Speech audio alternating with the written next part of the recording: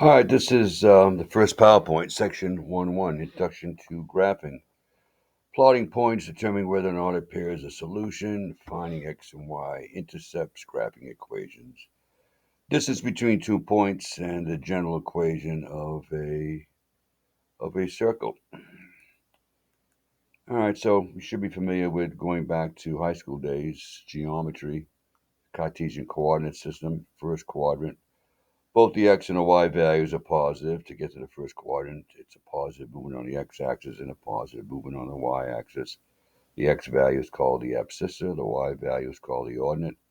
Second quadrant, to get here, it's a left movement, negative, and then positive on the y-axis. Third quadrant, negative, negative, left and then down. Fourth quadrant, positive on the x-axis and negative on the y-axis. A positive and a negative. We have the origin, and in fact, let me do this. Let me do.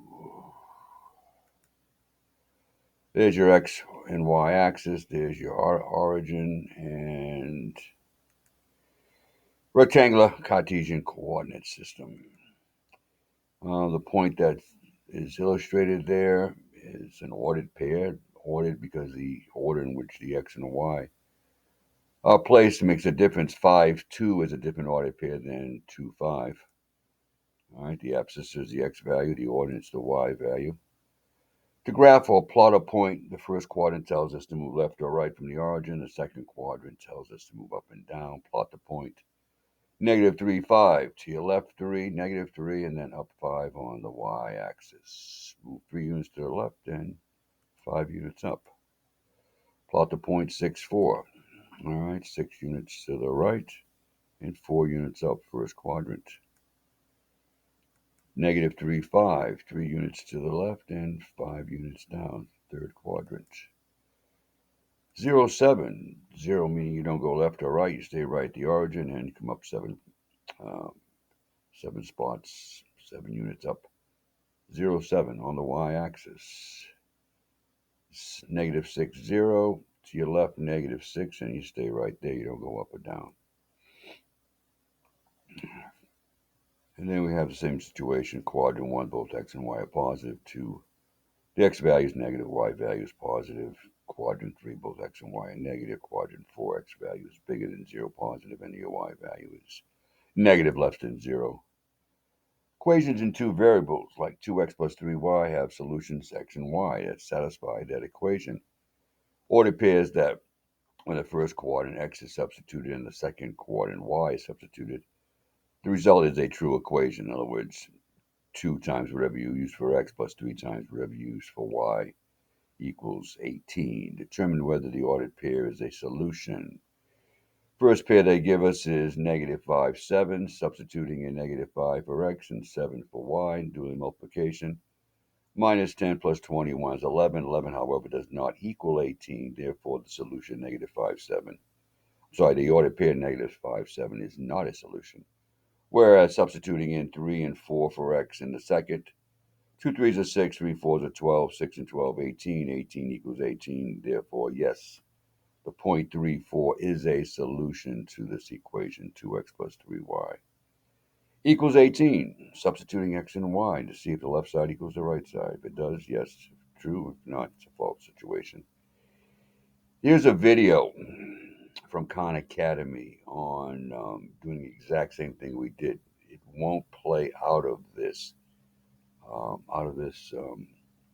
screencastify that I'm doing. I would suggest strongly. I've got a link. If you don't have PowerPoint on your machine, I've got a link in the Getting Started module. It's a link to download for free Microsoft Office 365. By virtue of being a student, you can download it for free. I would suggest strongly downloading, even though you can watch the Google slides.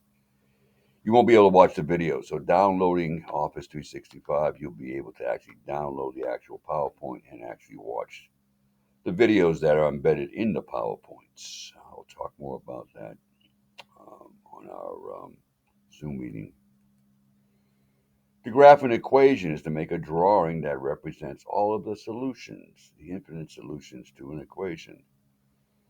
X-intercept is the point A comma 0. We call it A0. We could call it X comma 0. The idea is the X-intercept is located on the x-axis. The y value on any point on the x-axis is 0. So letting y be 0 and solving for x will get the x-intercept. In this equation here, you can see that they substitute in place of y, they substituted 0.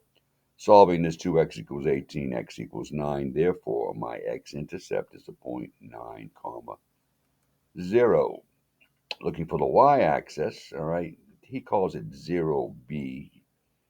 You can call it 0y. The fact of the matter is the y-intercept has coordinates. It's on the y-axis. The x value is 0.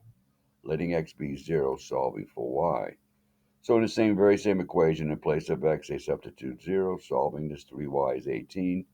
The y-intercept is 0, comma 6. He says we've already found the x-intercept. We've already found the y-intercept. And what they're doing now is that they're finding a third value. All right, replacing x with 3, the appropriate or matching y value is 4. And what's happening here, it's dangerous just to use 2 points. If one of them is wrong, you're going to graph the wrong line. So what he's doing is getting a third point just to make sure that when he graphs these points, it is indeed the line that represents this equation. So the third point here is 3, 4. He arbitrarily chose x as 3 and found the accompanying y value as 4. You could have used 2, 1, -2. Small numbers would have given you a third point. He plots the 3 points, connects them with a line, and there we have it. The equation is the graph of the equation 2x plus 3y equals 18. Here again is another video. Once again, it won't play out of the screencaster file. You have to download the PowerPoint, and you can play it out of that. It's not going to play. Yeah, you have to have a version of PowerPoint to watch these videos. Graphing equations using a graphing utility. Now, I've told you that the course requires a TI-84, and you can rent that for $20 from the library. It makes life so much easier. Using the calculator, here again at Texas Instrument, you don't have to go out and buy one for 120. You can rent one for the whole semester for $20. Here he's showing us different ways of coming up with equivalent equations. 3x plus 5 equals y. Well, it makes sense that then if I change the left and the right side, y equals 3x plus 5. Here what we're doing is he's distributing the 5 on this right side and then combining like terms and continuing on here. Subtracting, let's see, what is he doing? He says add or subtract the same expression from both sides. We realize that here he's subtracting 5 on both sides of the equation to negate the subtract 5. And of course, you can multiply both sides by the same thing. Here he's multiplying the left side of this equation by 1/3 and multiplying the right side by 1/3. Algebraic steps to come up with equivalent equations, solving for equations. That's what it's all about here. Adding and subtracting the same thing, multiplying and dividing. The same thing on both sides of an equation. He's asking us to solve this for y. Well, what I need to do to solve for y, I need to get 2y by itself, which means I got to deal with this add 3x and I got to deal with this subtract 5. All right, so first thing he does to negate the subtract 5, he adds 5 on both sides. 5's cancel out, leaving 2y plus 3x is 9. Now he gets rid of the 3x by the positive 3x by subtracting 3x on both sides. And then his last step here is to the inverse of multiplication by 2 is division by 2. So 2's would cancel out. And he has an expression for y, 9 minus 3x divided by 2. You could write this as minus 3x plus 9 divided by 2. Either way would be fine. Now he wants us to use the graphing utility to graph this. But before we graph it, we got to solve here again. have to solve this for y to put this into our calculator. Solving for y, first thing he does, he subtracts 6x squared on both sides and then divides 2 by 3, leaving him y equal to a negative 2x squared plus 12. All right, so he goes to uh, very top left here. Again, I'll produce videos. There are videos. They'll be show you how to plot these on you, how to enter in your equation to your calculator. There's several videos that I've already posted. In fact, I've actually done some on YouTube. Going into y equals top left-hand corner. All right, he actually enters in the equation, making sure you're using the negative sign here instead of the subtract sign. All right. Initial viewing window. The initial window for graphing, standard window is from negative 10 to positive 10 on the x-axis, from negative 10 to positive 10 on the y-axis. The x scale is 1 and the y scale. This is the standard window. And then he hits graph, top right-hand corner, and this is a parabola, which we'll talk about. He's not seeing the very top of it, the vertex, so he adjusts the viewing window. So his y-axis, instead of using 10, he's changed his y maximum value to 12. Here again, the video will show you how to do this. Sometimes it's very helpful to use a table, all right, to come up with values. Matching ordered pairs, x's and y's. He wants to do x. He wants to find the appropriate y value when x is minus 3, minus 2, negative 1, 0, 1, and 2, and 3. So first thing he solves for y. He enters that into his graphing utility, same equation here. He goes to table mode using, and he wants to set up auto. All right, here again, I created a video showing you how to do this. All right, he's using auto. Usually when you're using this, you would have the independent variable over here to ask. Here again, I go through this on the video. But right now, he just wants to set up a set of points for those particular x values. And then he goes to table, second function of graph, and then he has all these ordered pairs that are associated with this particular secondary equation. Negative 3 yields negative 6, 0 goes to 12, and so forth. Creating a table, but once again, I've got this in a video. Distance formula. Find the distance between 2 points.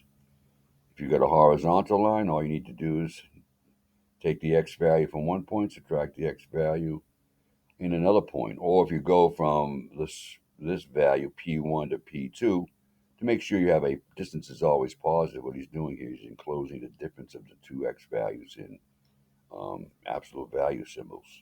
Simply a matter of subtracting either x2 minus x1 or x1 minus x2. Either way would work out fine. If you enclose them in the absolute value symbol, you're assuring yourself you're getting a positive number. Distance is always positive. Same idea, finding the distance between two y values. You subtract the two y values, y2 minus y1 or y1 minus y2. Doesn't make a difference. Here again, enclosed in an absolute value keeps the value positive. Distance formula, check this out. Once again, download the video. Download, the PowerPoint. And you'll have, obviously, if you don't have PowerPoint, you can download it. I've already talked about that. To come up with a distance formula, it's just using the Pythagorean theorem. We're going to use that to develop the equation. All right. So how do I find the distance between 1.13 and the 0.56? Well, we drop a vertical line from 5, 6 and a horizontal line. What we do, we form a right triangle. Now, you're familiar with the Pythagorean theorem that says the length of the hypotenuse squared is equal to the sum of the squares of the other two sides, 3 and 4. D squared equals 4 squared plus 3 squared. All right, D squared equals 25, which means the square root of the square of 25 is equal to 5. That's the distance between these 2 points. Now, he takes that and he creates a distance formula. All right, it's the square root of the difference of your x value squared plus the square of the difference of your y values. All right, so make sure you have this in your formula. There's a way that you can actually program your TI to do this for you. All right, and I have that posted. It's not difficult to program your TI. Um, the video walks you through it step by step. It makes life easier because you don't need to use the formula. You just pop in the two values, the 2 points, the x's and the y's for both the first and second point, and your calculator will find the distance between those two. All right, there's a formula. There's a video that shows you how you're programming. You can program your TI to do this for you. Here we're doing it manually. All right, there's the equation to find the distance. So in place of x2, I substitute -1 minus x1, which is 2. Then I add the difference of my y values, y sub 2 minus y sub 1, quantity squared. Difference here, combining -1, -2, -3. 3 minus a minus 4 is 7. Squaring both of those, we get 9 plus 49. Please don't take the square root of the sum. All right, don't take the square root of each of these values because the square root of a sum is not equal to the square root of each individual added. So we're going to add these two together and get 58. Do not take the square root of 9 and the square root of 49. No. The square root of a sum is not equal to the sum of their square roots. All right, radical 58. That's the distance between these 2 points here. And as a decimal, approximately 7.62. Midpoint, what could be easy? It's the halfway point. You take the two x values, you add them together, divide by 2. You're finding the midpoint. Halfway point, you find the average. To find the midpoint of the y coordinates, you take the first y coordinate, add the second, divide by 2. You're finding the average. All right, it's fairly simple. He goes through how the formula is set up, but it's nothing more than your x1 value plus your x2 divided by 2, and your y midpoint is just some of your two y values averaged out. So he asks us now to find the midpoint given the point 4, -2, and 2, -5. So we take our two x values, the 4 and the 2, we add them together, divide by 2. 4 and 2 is 6. 6 divided by 2 is 3. Taking two y values, which are -2 and -5. That's -7 divided by 2, -7 halves. Voila, there's the coordinates of our midpoint, 3, comma, -7 halves. All right, there's the formula, just repeat it again. Easy. All right, make sure you're adding the 2, dividing by 2, you're finding the average. And another one here is the same idea. He added his two x values, 4 and -4 was -2. Combined divided by 2 is -1. And then taking the two y values, 5 and -2, adding them together, dividing by 2, you get 3 halves. And there is your halfway point, your midpoint. The sum of the x's divided by 2, sum of the y's divided by 2. The circle formula, the generic circle formula, is based upon the distance formula. Y, every point on a circle is the same distance from the center. That distance is called the radius. So instead of using, this is the setup here, if you're using, and what happens here is this is the distance formula. But instead of using x1 and y1, he calls those values h and k. The center of your circle is denoted by the letter h and the letter k. H is nothing more than an x value. K is nothing more than a y value. But here's the formula for, the general formula for a circle. In fact, what he does, he takes, if I can go back here, excuse me, he takes this equation and to get rid of the square root, he squares both sides. So this is what you're looking for. This is what you should have in your notes, the general equation of a circle, which is based here again on the distance formula. It's x minus h quantity squared plus y minus k quantity squared, where h is nothing more than an x value and k is nothing more than a y value. And the radius, of course, is just that. So he says, all right, I got a circle. He says, I want you to find, the phone's going off and we'll stop it.